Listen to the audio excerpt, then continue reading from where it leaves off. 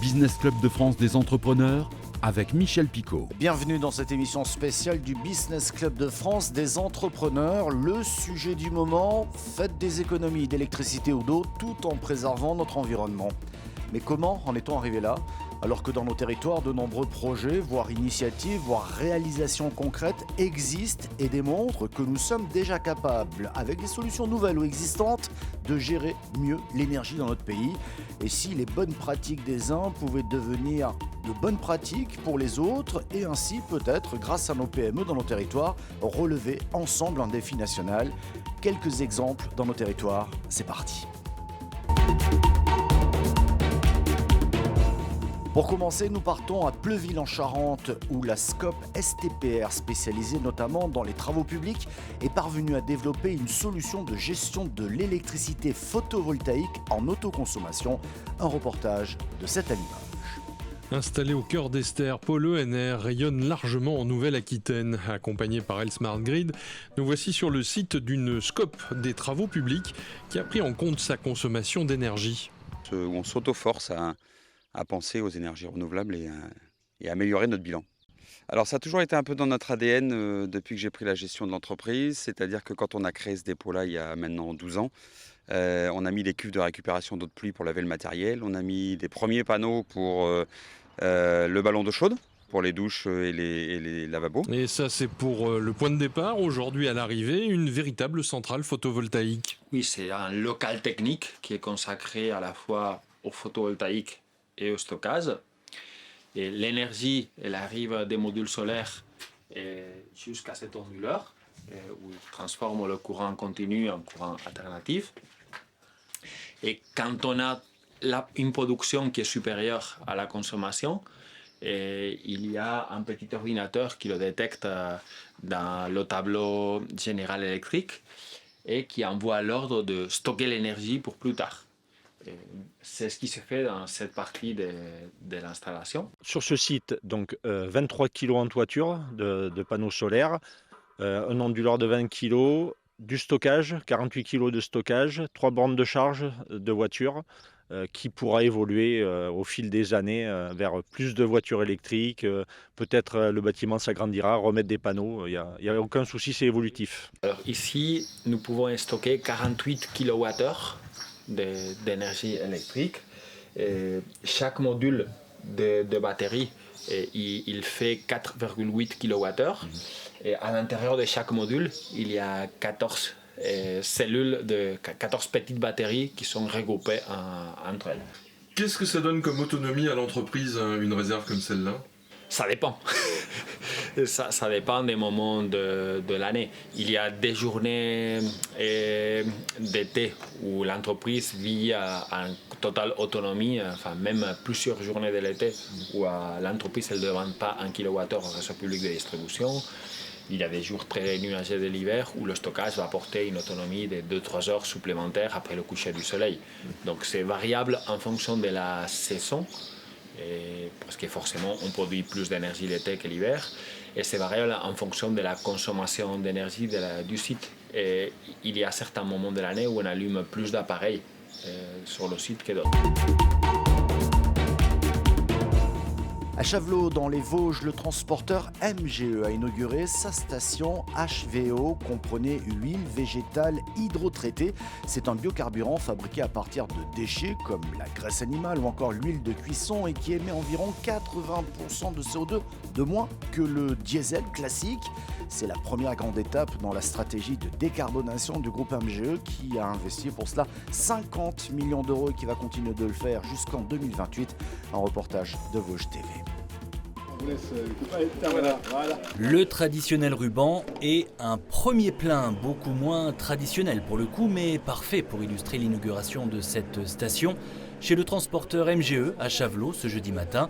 Ancienne station de gasoil convertie en station HVO, comprenait huile végétale hydrotraitée, un biocarburant fabriqué à partir de déchets comme la graisse animale ou l'huile de cuisson et qui émet environ 80% de CO2 de moins que le diesel fossile. C'est la première grande étape dans la stratégie de décarbonation du groupe MGE qui doit investir pour cela 50 millions d'euros d'ici 2028. 50 millions d'euros d'investissement, en renouvellement, en installation technique, c'est l'accélération sur le transport intermodal. Mais je dirais que c'est le prix à payer pour être demain encore sur le marché et d'être, quand on sera en 2028, le plus fiable possible, le plus vertueux possible. C'est-à-dire qu'il faut qu'on donne envie, tout simplement. Il faut que notre clientèle ait toujours envie de travailler avec nous. Mais ce qui est clair, c'est qu'aujourd'hui, on dispose de certains outils. Donc on peut engager le mouvement de décarbonation maintenant. Je pense qu'il ne faut plus attendre. C'est un devoir moral pour un chef d'entreprise. 3 autres stations comme celle-ci seront bientôt converties pour couvrir les différents sites du groupe à travers la France. Ce dernier a notamment testé le gaz naturel liquéfié, le gaz naturel comprimé, mais en attendant d'autres avancées technologiques. Et même si elle est pour le moment au litre 20 à 30 centimes plus chère que le gasoil, c'est donc avec l'huile végétale hydrotraitée que roulera la flotte MGE, qui compte près de 500 poids lourds, un bon choix selon la société Altens, fournisseur de carburants alternatifs et de combustibles renouvelables basé à La Rochelle. L'avantage du HVO, c'est que c'est une solution déjà compatible avec le matériel existant, donc on n'est pas obligé d'attendre les technologies du futur comme l'hydrogène ou les camions électriques avec des autonomies plus importantes. On peut déjà décarboner tout de suite. Et ça, je pense que c'est important parce qu'il y a une prise de conscience qui a été faite autour des événements climatiques et du changement climatique global, et il faut agir tout de suite. On vient de vivre un été d'enfer, avec des incendies et des sécheresses. C'est bien la preuve que tout est en train de se détraquer. Il est vraiment temps qu'aujourd'hui, on se dépêche de rattraper autant qu'on peut la situation.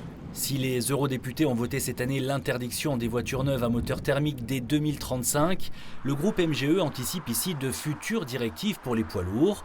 L'objectif du transporteur est d'atteindre une réduction de 33% de ses émissions de CO2. D'ici 2028, il devrait également mettre à disposition sa réserve foncière pour accueillir dans les années à venir des projets innovants de production et de distribution d'hydrogène.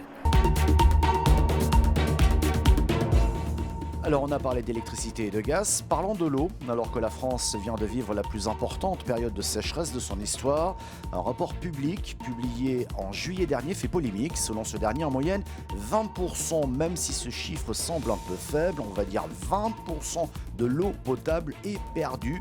Elle est perdue tout simplement à cause des fuites sur les réseaux de distribution, en cause justement les canalisations qui sont vieillissantes, dans des sols qui bougent aussi, des conditions qui obligent les agents des syndicats des eaux à être sur le qui-vive quotidien. Un reportage à Morange de Moselle TV. Tous les matins, c'est la même routine pour Pierre. À chacune de ses prises de poste, il scrute les statistiques du réseau sur les dernières 24 heures. Je regarde ce qui est sorti du forage. Ça va me servir si j'ai des consommations anormales, d'aller chercher une fuite. Grâce à un logiciel, Pierre affine ensuite ses recherches. À Morange par exemple, chaque quartier dispose d'un compteur qui va lui permettre de retracer la consommation quart d'heure par quart d'heure. Justement, certains chiffres viennent de l'interpeller. À 4 heures du matin, normalement les gens ils dorment. J'arrive à 0,8 m3 et à 4h15, 1,2. Au vu de ces statistiques, l'agent va vérifier de ses propres yeux s'il y a une fuite dans le quartier concerné. Après avoir ouvert l'accès au réseau à 2 endroits différents, Pierre va se servir de cet appareil, un corrélateur. On a 2 émetteurs, le 1 et le 2. De là, on va injecter un espèce de courant dans la conduite. C'est des ondes. Et à un moment donné, les 2 ondes, elles doivent se toucher. Et où elles se touchent, on va avoir un pic. Et ce pic-là, c'est où se trouve la fuite. Ici, aucun des pics n'indique un défaut. Dans le cas contraire, les agents vont utiliser cet outil pour localiser précisément la fuite grâce au son. Leur signalement va ensuite déboucher rapidement sur des travaux, comme dans cette rue où la fuite va être réparée en seulement quelques heures. Grâce à cette surveillance accrue, le rendement du syndicat des eaux locales est 7% supérieur à la moyenne nationale, mais l'organisme veut aller encore plus loin en observant à distance les consommations chez ses 6000 abonnés. Ce que l'on souhaite faire, et à terme, d'ici 3-4 ans, c'est que tous nos compteurs soient équipés de têtes émettrices, de façon à ce que l'on puisse faire une relève mensuelle. Et le technicien qui est astreint, en fonction des données qu'il a, on peut dire oui, il y a eu une fuite là ou il y a eu une fuite à un autre endroit et on peut intervenir. Le syndicat a également entamé un vaste programme de sécurisation de son réseau avec le remplacement de certains tronçons de canalisation datant des années 60. À chaque chantier, ce sont plusieurs centaines de milliers d'euros qui sont investis. Et vous l'avez bien entendu, détecter et réparer les fuites, les actions de ce syndicat des eaux pourraient devenir en fait une norme nationale. Mais nous pourrions aussi utiliser les eaux de stations d'épuration pour arroser les jeunes arbustes dans les jardins publics par exemple. Et c'est ce que fait la métropole brestoise, une initiative liée à la sécheresse qui s'est installée en Bretagne dès le mois de mai et qui a imposé à la municipalité des contraintes strictes dans l'entretien de ces espaces verts. Un reportage de TBO. Utiliser les eaux de la station d'épuration pour arroser des jeunes arbustes de la métropole brestoise. Une initiative liée à la sécheresse qui s'est installée en Bretagne depuis le mois de mai et qui impose désormais à la municipalité des contraintes strictes dans l'entretien de ces espaces verts. C'est inédit. On a commencé jusqu'à présent à essayer de faire des économies d'eau, mais voilà, ça ne suffit pas cette année. Et maintenant, on en est à ne pas vouloir utiliser la ressource eau potable. Donc, ce qui nous reste comme solution, c'est l'eau non potable, mais qui sanitairement est tout à fait correcte pour arroser les végétaux. Une solution inédite qui permet de sauver 400 plantations récentes si elles sont arrosées avant 8h du matin uniquement. Aujourd'hui, je devais commencer à 7h40 et je suis venue à 6h du matin. Si cette professionnelle salue l'initiative, elle reste inquiète face à une situation encore jamais vue dans la cité du Ponant. Les arbres aussi, nous on arrose les nouveaux, mais les autres ils n'ont pas d'eau non plus et on voit qu'ils sont en souffrance. Ils perdent beaucoup leurs feuilles. Donc oui, non, moi je suis très inquiète pour leur futur à eux. Cette solution d'urgence pourrait-elle devenir pérenne ? Trop tôt pour se prononcer, selon cette élue brestoise. On n'a pas de normes au niveau européen ni au niveau national pour encore. Donc, j'ai envie de dire, on expérimente. Et on a la chance d'avoir des services qui répondent rapidement. En attendant, d'autres expérimentations pourraient être testées, comme la récupération des eaux de piscine municipale lors des vidanges. Et justement, sur l'eau produite par les stations d'épuration pour arroser les jardins, il n'y a pas de normes précises. Alors, on attend quoi ? En revanche, pour les eaux de piscine, la ville de Toulouse utilise déjà cette eau de baignade pour ses espaces verts. Voilà, en France, on n'a peut-être pas de pétrole, comme disait l'autre, mais en tout cas, on a des idées et on pourra aller encore plus loin. Merci de votre fidélité. Cette émission est disponible en audio podcast, mais aussi sur certaines radios et bien entendu en version vidéo sur le site de votre télévision locale. Merci de votre fidélité et à la semaine prochaine.